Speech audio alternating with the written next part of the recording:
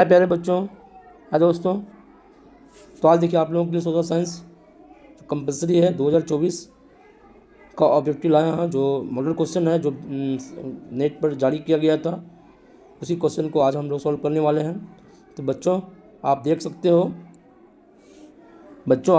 हो इसमें कुल जो क्वेश्चन है वो रहेगा 112 रहेगा, और कुल मुद्रित पृष्ठों की संख्या कितना होगा 34 रहेगा, और टोटल मार्क्स कुल मार्क्स कितना रहेगा 80 रहेगा बच्चों। तो ठीक है, इस तरह से बिल्कुल इसको आप लोग पढ़ लेंगे। तो सेक्शन होगा section A and section B. Section A में रहेगा 80 रहेगा क्वेश्चन रहेगा आपका ऑब्जेक्टिव, जिसमें 40 को सॉल्व करना होगा बच्चों, ठीक है ना। तो इसमें क्वेश्चन बारी बारी से आएंगे, उसको हम लोग सॉल्व करते जाएंगे। ऑब्जेक्टिव आएगा यानी 80 ऑब्जेक्टिव नहीं, आज हम लोग पार्ट 1 यानी कि में 40 क्वेश्चन को हम लोग सॉल्व करेंगे, ठीक है बच्चों। तो बिल्कुल आप लोग तैयार हैं, चलिए स्टार्ट करते हैं। तो बच्चों इनमें से कौन जैविक संसाधन नहीं है? इनमें से कौन जैविक संसाधन नहीं है? ऑप्शन ए मछली, ऑप्शन बी मिट्टी, ऑप्शन सी पेड़, ऑप्शन डी मानव। तो क्या होगा? ऑप्शन बी होगा हमारा आंसर, होगा मिट्टी जो है जैविक संसाधन नहीं है बच्चों। राइट बच्चों, चलो आगे बढ़ते हैं। क्वेश्चन हमारा दूसरा क्या कहता है बच्चों? दूसरा कहता है भारत सरकार की वन नीति के अनुसार कम से कम कितना प्रतिशत भूभाग वन आच्छादित वन से ढका होना चाहिए? कितना प्रतिशत? भारत सरकार क्या नियम है? 15% है कि 33% है कि 30% है कि 45% है? तो रूल जो है बच्चों, कम से कम 33% जो भूभाग है वन से ढका होना चाहिए, भारत सरकार का रूल है बच्चों, ठीक है। ठीक है बच्चों, आगे बढ़ें। क्वेश्चन नंबर 3 क्या कहता है बच्चों? क्वेश्चन नंबर 3 कहता है कि महानदी पर कौन सा बांध बंधा है? भाखड़ा नंगल बांध, नागार्जुन सागर बांध, हीराकुंड बांध कि रिहांद बांध? तो नागार्जुन पर बच्चों कौन सा बांध महानदी पे कौन सा बांध है? भाखड़ा नंगल, नागार्जुन, ये सब तो भाखड़ा नंगल सतलुज नदी पे है। तो महानदी पर क्या है? ये हीराकुंड है ना, बांध बंधा हुआ। टैक्सोल। क्वेश्चन नंबर 4 क्या कहता है? क्वेश्चन नंबर टैक्सोल क्या है ना, किस चीज़ की मेडिसिन है? मेडिसिन है, मलेरिया की मेडिसिन है कि कैंसर रोधी दवा का है, दर्द निवारक दवा है कि इनमें से कोई नहीं? तो बच्चों टैक्सोल जो है कैंसर रोधी मेडिसिन है, जब किसी को कैंसर होता है तो उसको दिया जाता है, ठीक है। नेक्स्ट क्वेश्चन क्या है बच्चों? नेक्स्ट क्वेश्चन है इनमें से कौन धात्विक खनिज नहीं है? बॉक्साइट, क्रोमाइट, ग्रेफाइट और निकल। बच्चों हम सभी जानते हैं ग्रेफाइट और धातु है, नॉन मेटल है, और ये धात्विक खनिज नहीं हो सकता, लेकिन ये विद्युत का सुचालक भी है, ये आप लोग याद रखेंगे। चलो नेक्स्ट क्या है? क्वेश्चन 6 इनमें से कौन ट्रेजरी कोयला भंडार का क्षेत्र है? ट्रेजरी कोयला भंडार एक प्रकार का कोयला होता है जो क्वालिटी का होता है, झारखंड, मेघालय, उड़ीसा और मध्य प्रदेश। तो ट्रेजरी कोयला कहाँ पाया जाता है? ये बच्चों झारखंड के क्षेत्र में खदानों में पाया जाता है। ये आगे बढ़ते हैं। क्वेश्चन क्या कहता है हमारा? 7 इनमें से कौन सा परमाणु शक्ति का साधन है? यूरेनियम है, बॉक्साइट है, मोनाजाइट है, थोरियम। सभी ये क्या है? परमाणु शक्ति में, परमाणु भट्ठी में यहाँ यूज किया जाता है, एक्सेप्ट बॉक्साइट को छोड़ करके, है ना, बॉक्साइट नहीं होता है। इसका एल्युमिनियम का, ठीक है ना। चलो क्वेश्चन बी कहता है 8 का, भारत को कुल कितने डाक क्षेत्रों में बांटा गया है? 5 की 6 और क्या ऑप्शन में है? और है 8 और 9। तो बच्चों डाकघर को, पोस्टल जोन को, है ना, इंडिया में 9 भागों में, है ना, 9 डिवीज़न में इसको डिवाइड किया गया है। तो कितना याद रखेंगे? 9 डिवीज़न। डाकघर को 9 डिवीज़न है पूरे इंडिया में, ठीक है ना। क्वेश्चन नंबर 9 इनमें से कौन नदी असम में बाढ़ का कारण है? ब्यास नदी, ब्रह्मपुत्र नदी, ताप्ती नदी और महानदी। आप लोग न्यूज में सुनते होंगे ब्रह्मपुत्र नदी में काफ़ी बाढ़ आती है, चाइना से आती है ये नदी। इसका उद्गम स्थल क्या है? चाइना है, और वहाँ से उधर से वो नदी आती है, ब्रह्मपुत्र नदी आती है, बाकी काफ़ी बाढ़ लाती है उधर से, ठीक है ना। चलो और क्या है क्वेश्चन है 10 का, तरुण भारत संघ NGO का संबंध किस राज्य से है? बिहार से, गुजरात से, केरल से और राजस्थान से। ये तरुण भारत जो NGO है बच्चों, ये पेड़ पौधे वन लगाने के लिए है। सुना है तो ये एक्चुअली राजस्थान में सक्रिय है ना। चलो आगे बढ़ते हैं। तो बच्चों इनमें से किसका उपयोग इलेक्ट्रॉनिक उद्योग में होता है? Question number 11। अब्रक का, मैंगनीज का, बॉक्साइट का, सभी का होता है इससे। अब्रक मैंने सभी तो है, सभी का होगा, है ना। बहुत ईजी क्वेश्चन है ये। चलो और क्वेश्चन क्या कहते हैं। Question number 12। इंद्रपुरी जलाशय परियोजना किस राज्य में है? ये आप लोग जानते हैं, मणिपुर, बिहार में, केरल में और झारखंड में। ये बच्चों केरल, बिहार में ये हमारा इंद्रपुरी जलाशय योजना है, ठीक है ना, जलाशय योजना है। चलो आगे बढ़ते हैं। नेक्स्ट क्वेश्चन हमारा क्या करता है, 13 का है। असाधारण पौधों के लिए तैयार की गई पुस्तक का नाम क्या है? मतलब एक्स्ट्राऑर्डिनरी प्लांट, उसमें काफ़ी क्वालिटी हो, खासियत, विशेष गुण हो उस पौधे को, हाँ, एक बुक में इन सारे पौधों को, प्लांट को एक बुक में नाम रखा गया है, इसको विवरण दिया गया है। उस बुक को क्या बोलते हैं? ब्लू बुक बोलते हैं कि येलो बुक बोलते हैं, ग्रीन बुक बोलते हैं कि रेड बुक बोलते हैं? तो बच्चों तुम लोग बताओगे कौन सा बुक इसको बोलते हैं? बताओ फटाफट, कौन सा आंसर होगा? ये रेड होगा। क्या होगा? रेड होगा, रेड बुक इसका में। चलो आगे बढ़ते हैं। क्वेश्चन नंबर 14 क्या कहता है? निम्नलिखित में से कौन रबी फसल नहीं है? गेहूँ, चना, चावल और सरसों। बताओ, गेहूँ भी रबी फसल है, चना भी रबी फसल है, सरसों भी रबी फसल, कौन रबी फसल नहीं है? चावल खरीफ फसल, धान की खेती।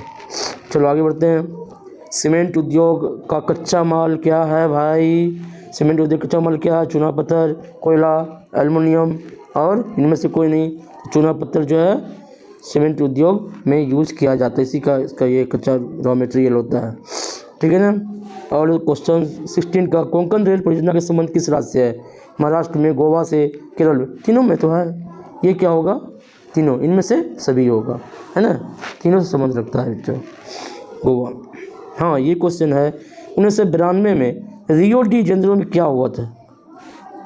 जलवायु परिवर्तन सम्मेलन हुआ था, शिखर सम्मेलन हुआ था, जनसंख्या नियंत्रण सम्मेलन, आर्थिक विकास सम्मेलन। ये सब क्वेश्चन को याद रखना, याद कर लेना, है ना, प्रैक्टिस कर लेना। पृथ्वी शिखर सम्मेलन हुआ था 1992 में रियो डी जेनेरो में, ठीक है बच्चों। और क्या है, और ये क्वेश्चन नंबर 18 का, भारत में सर्वाधिक कौन सी मिट्टी पाई जाती है? काली मिट्टी, क्लेटेराइट मिट्टी, जलोढ़ मिट्टी या लाल मिट्टी? सबसे ज़्यादा हमारे देश में जलोढ़ मिट्टी पाई जाती है, हम सभी जानते हैं हम लोग, है ना। और 19 का, भारत में पहला जल विद्युत संयंत्र कहाँ लगाया गया था? शिवसमुद्रम, मणिकरण, दार्जिलिंग, शिमला। पहला जल विद्युत हाइड्रो इलेक्ट्रिक प्लांट पहला फर्स्ट कहाँ लगाया गया था? वो लगाया गया था दार्जिलिंग बच्चों। कहाँ लगाया गया था? दार्जिलिंग, है ना। चलो नेक्स्ट क्वेश्चन 20, बिहार में उर्वरक कारखाना कहाँ स्थित है? बिल्कुल इजी क्वेश्चन, कौन बता सकता है? पटना है, बी बांका, सी बरौनी, डी गया। तो हम सभी जानते हैं, हाल फिलहाल बरौनी काफ़ी चर्चित रहा था, इसको रीओपन कर दिया है, खाद फैक्ट्री को, उर्वरक कारखाना को, है ना। और सी का क्या है क्वेश्चन 21 का, निम्नलिखित कारकों में कौन सूखे के लिए जिम्मेवार? भूकंप है, बाढ़ है, वर्षा कमी है कि सुनामी है? बच्चों, जहाँ वर्षा ही नहीं होगा तो वहाँ तो सूखा पड़ेगा ही, सभी लोग, ये अंडरस्टूड बात है, ये समझाने की क्या बात है आप लोगों को, ठीक है। 22 का, 22 क्या कहता है?